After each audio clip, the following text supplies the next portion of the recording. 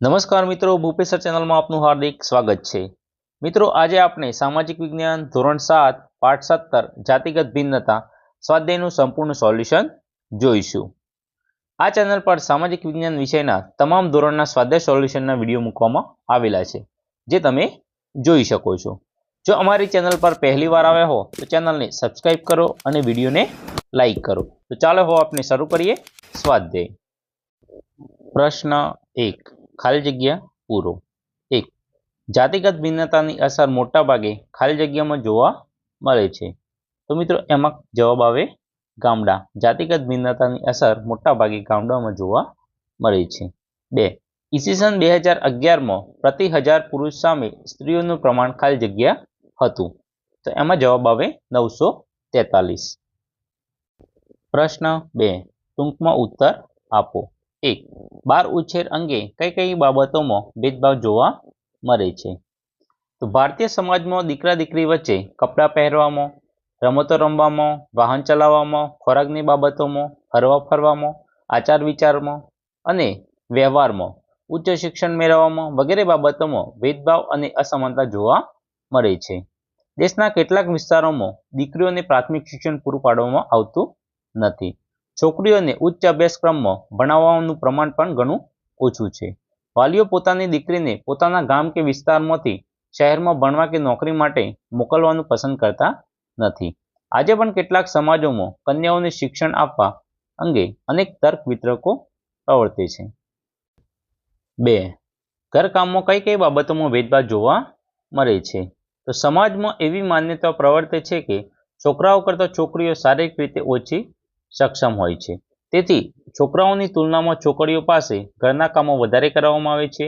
જેમ કે છોકરીઓ ઘરની રસોઈ બનાવવામાં મદદ કરે છે, તેઓ નાના ભાઈ કે બહેનને રમાડે છે, તેઓ ઘરની સાફ સફાઈ કરે છે, પાણીના વાસણોમાં પાણી ભરે છે, કપડાં ધોવે છે। છોકરાઓ ઘરના કામો માટે સાયકલ કે અન્ય વાહન ચલાવી શકે છે અને શીખી શકે છે, જ્યારે છોકરીઓને આ માટે સક્ષમ માનવામાં આવતી નથી। 3, રૂઢિગત રીતે પ્રાથમિક શિક્ષણ પૂર્ણ થાય તેમાં કોની સંખ્યા વધારે હોય છે?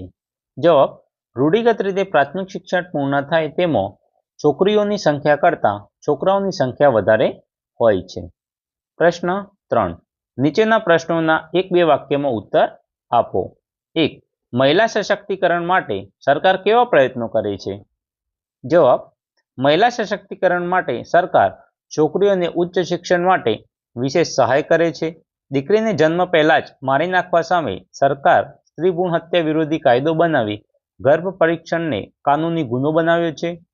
છોકરીઓ વધુમાં વધુ પ્રાથમિક શિક્ષણ પૂર્ણ કરે એવા સઘન પ્રયત્નો સરકાર કરી રહી છે। વધુમાં નારી સશક્તિકરણ માટે સરકાર દ્વારા સ્ટાર્ટઅપ ઇન્ડિયા અને મેક ઇન ઇન્ડિયા અંતર્ગત અનેક યોજનાઓ ચાલે છે। કન્યાઓની સુરક્ષા અને સંરક્ષણ માટે સરકાર સતત પ્રયત્ન કરી રહી છે।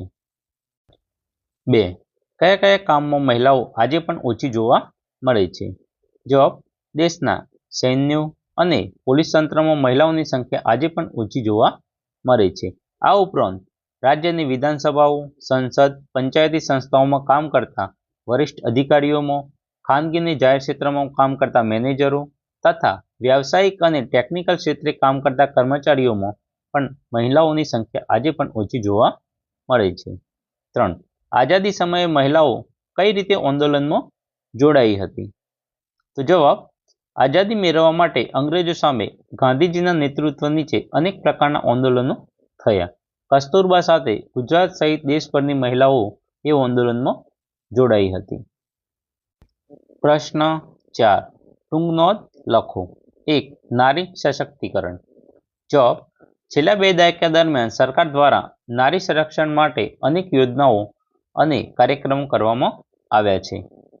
હાલમાં નારી સશક્તિકરણ માટે સ્ટાર્ટઅપ ઇન્ડિયા અને મેક ઇન ઇન્ડિયા અંતર્ગત ઘણી યોજનાઓ અમલમાં છે। ઈસવીસન 2001માં કેન્દ્ર સરકારે મહિલા સશક્તિકરણ માટે રાષ્ટ્રીય નીતિ અમલમાં મૂકી હતી। આ નીતિ મુજબ મહિલાઓને સ્વાવલંબી બનાવવા પશુપાલન, ઉદ્યોગો અને અન્ય સાહસો માટે આર્થિક મદદ આપવામાં આવે છે। આ ઉપરાંત સરકારી યોજનાઓ અને જાહેર સંસ્થાઓ પણ મહિલાઓને પગભર થવામાં મદદ કરે છે।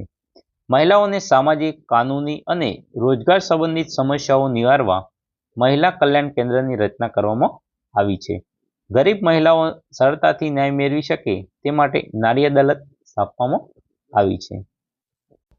મહિલાઓને જાતીય સતામણી ન થાય અને તેઓ સ્વતંત્ર રીતે નોકરી, વ્યવસાય કે કામકાજ કરી શકે એ હેતુથી સરકારે કાયદો બનાવી તેમને સુરક્ષા બક્ષી છે. 2. ભારતમાં શિક્ષણ અને રૂઢિગત માન્યતાઓ. જવાબ: ભારતમાં બંધારણે 6 થી 14 વર્ષના ઉંમરના દેશના દરેક બાળકને મફત અને ફરજિયાત શિક્ષણ આપવાનું નક્કી કર્યું છે. વળી આજના સમયમાં છોકરી છોકરાઓનું શિક્ષણ પ્રાપ્ત કરવાનો સમાન અધિકાર આપવામાં આવ્યો છે.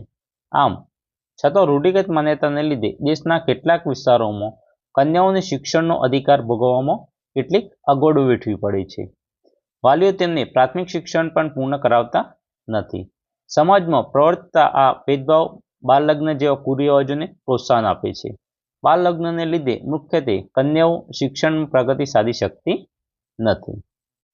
સરકાર દરેક સ્તરે કન્યાઓને મફત શિક્ષણ અને વિશેષ સગવડો આપી રહી છે. આમ છતાં વાલીઓ પોતાની દીકરીઓને ઉચ્ચ શિક્ષણ આપવામાં કચવાટ કરે છે. છેલ્લા 2 દાયકાથી સરકાર કન્યાઓ પ્રાથમિક શિક્ષણ પૂર્ણ કરે એ માટે સરકાર સઘન પ્રયત્નો કરે છે. છતાં આજે કેટલાક સમાજમાં કન્યાઓને શિક્ષણ આપવા અંગે અનેક પ્રશ્નો સામે આવતા હોય છે. દીકરી પોતાના ગામમાંથી બહાર ભણવા મોકલવા વાલીઓ તૈયાર હોતા નથી. નોકરી માટે પણ તેને શહેરમાં મોકલવાને બદલે તેઓ પોતાના વિસ્તારમાં જ નોકરી કરાવવાનું પસંદ કરે છે. મિત્રો, આ હતું પાઠ 17 જાતિગત ભિન્નતાનું સંપૂર્ણ સ્વાધ્યાય સોલ્યુશન. જો મિત્રો વિડીયો ગમ્યો હોય તો વિડીયોને લાઇક કરો, કોમેન્ટ કરો અને તમારા અન્ય મિત્રો અને બીજા ગ્રુપમાં શેર કરો. અને જો ચેનલ સબસ્ક્રાઇબ કરવાની બાકી હોય તો ચેનલને અત્યારે જ સબસ્ક્રાઇબ કરો. Thank you.